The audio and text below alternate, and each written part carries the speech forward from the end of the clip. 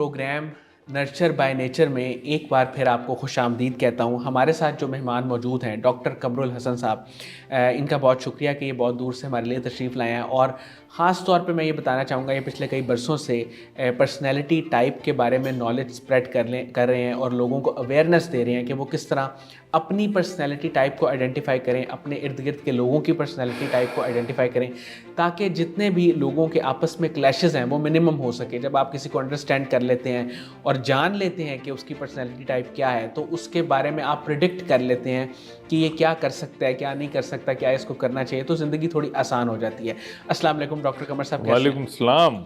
Sir, मैं ESFJ पे आज आपसे बात करूंगा, जो प्रोवाइडर एक पर्सनैलिटी टाइप है, ESFJ। अल्लाह। इसके बारे में थोड़ा सा बताएं कि एक तो बच्चों में सबसे पहले कि जो ESFJ है उसका कैसे पता चले, और फिर ESFJ पर्सनैलिटी टाइप क्या है। देखिए, ESFJ आर द गिवर्स, उनको होस्ट एंड होस्टेसेस कहते हैं। तो ये बच्चे जो हैं वो बड़े सोबर और बड़े वाइब्रेंट बच्चे होते हैं, बहुत ज़्यादा प्लेफुल नहीं होते।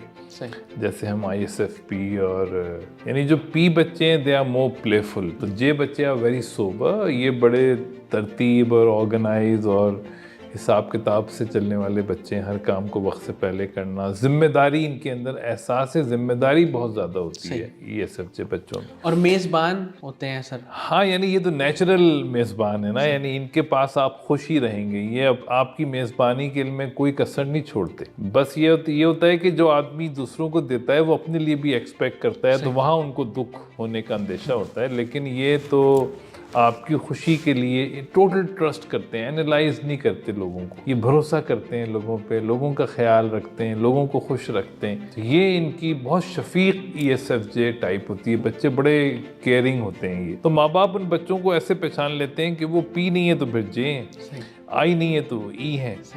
तो SF जो है ना, वो तो फिर पहचाने जाते हैं, बड़े शाय और फेस एक्सप्रेशन बड़े ज़बरदस्त होते हैं। सर, पेरेंट्स जो हैं वो ESFJ बच्चे को जब उन्होंने आइडेंटिफाई कर लिया, किस तरह का माहौल दें ताकि वो मैक्सिमम डेवलप हो सके। देखिए, ESFJ बच्चे रिस्पॉन्सिबिलिटीज़ को वक्त पे पूरा करना चाहते हैं। तो ESFJ बच्चों को पहले तो हम इंडोर्स करें उनकी बातों पे, उनको छोटे मोटे काम दें जो वो मैनेज कर सकें। They love to do management. जब वो मैनेज करते हैं, काम को अच्छा मैनेज करते हैं, तो उनको एक पता चलता है अपनी सलाहियतों का कि हम मैनेजमेंट कर सकते हैं। तो ESFJ को हमें जिम्मेदारियां देनी चाहिए।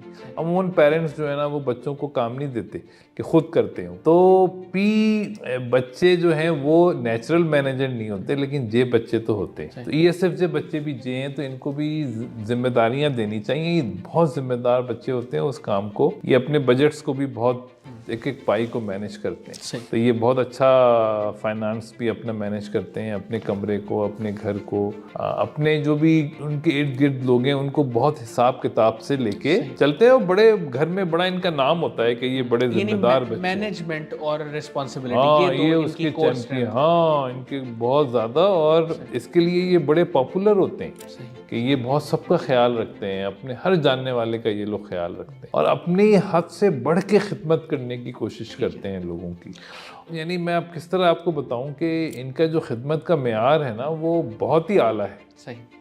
सर, ब्लाइंड एरियाज ESFJ के वो आपके ख्याल में क्या हैं? देखिए, सबसे बड़ा ब्लाइंड एरिया ये कि ये समझते हैं कि सारी दुनिया ही ESFJ है, तो ऐसा नहीं है। तो उम्मीद ना लगाएं लोगों से, पहली बात। अब ये कि चूंकि ये खुद एक्सट्रोवर्टेड फीलिंग टाइप है, ESFJ और ENFJ ये दोनों जो हैं ये मोहब्बत करने वाले लोग हैं। ESFJ अपने लोगों से और ENFJ अपनी कौम से। सही।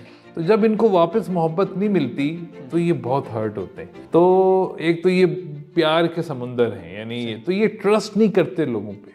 जब आप लोगों को यानी एनालाइज नहीं करते लोगों पे, ब्लाइंड ट्रस्ट करते हैं। मोहब्बत एतमाद के बाद शुरू होती है। आप ब्लाइंड ट्रस्ट करते हैं तो किसी से मोहब्बत करते हैं। तो ये एनालाइज नहीं करते लोगों को कि ये क्या गड़बड़ आ सकती है। तो ये धोखे ज़्यादा खाते हैं लोग, इनको इनको इनको इनको नुकसान पहुंचाते हैं। तो ये इनको थोड़ा सा डेवलप करना चाहिए।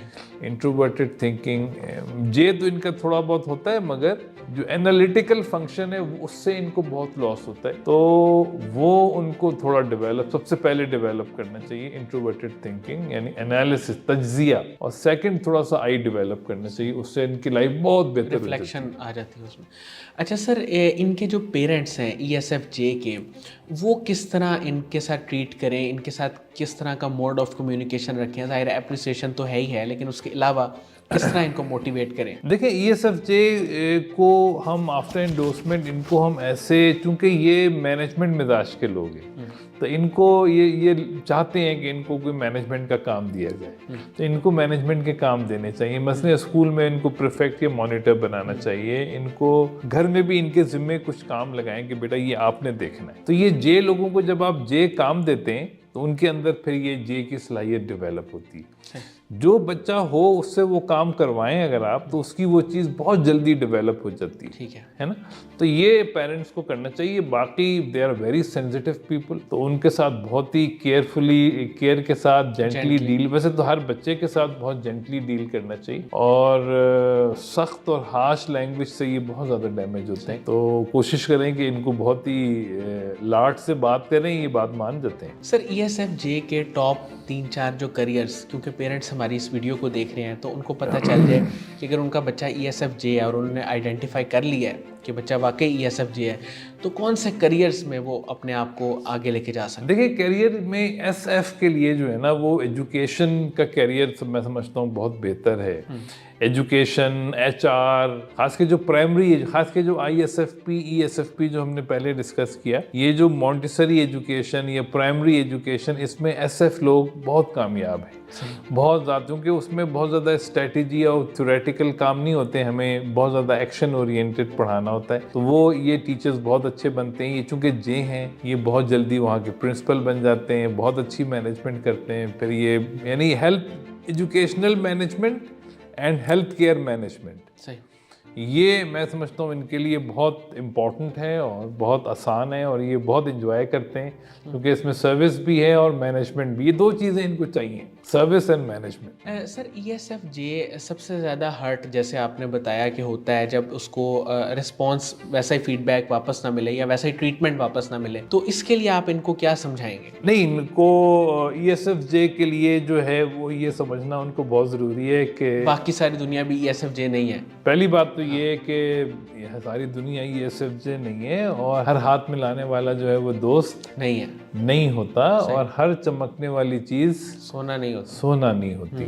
तो ये इनको समझना सीखना बहुत मुश्किल होता है। एनालिटिकल एबिलिटीज को डेवलप भाई, ये जो आ रहा है, जो हम फिजिक्स में पढ़ते थे, मिराज या मायरेज जिसको कहते हैं, शराब जिसको आप उर्दू में कहते हैं, तो ये शराब के धोखे में आ जाते हैं। तो ये सारे SF के लिए है, मगर ESFJ भी उसमें शामिल है। तो इनको शराब को पहचानना होता है कि ये शराब है या हकीकत है। बहुत बहुत शुक्रिया डॉक्टर कमर साहब, आपने हमारे लिए वक्त निकाला। नाज़रीन, मुझे उम्मीद है कि ESFJ पर्सनैलिटी टाइप के बारे में आपको बहुत सारी बातें पता चली होंगी, और ख़ास तौर पे वो पेरेंट्स जो अपने ESFJ बच्चों को डेवलप करना चाहते हैं, उनके लिए वीडियो बहुत ही मुफीद साबित होगी। अल्लाह हाफ़िज़।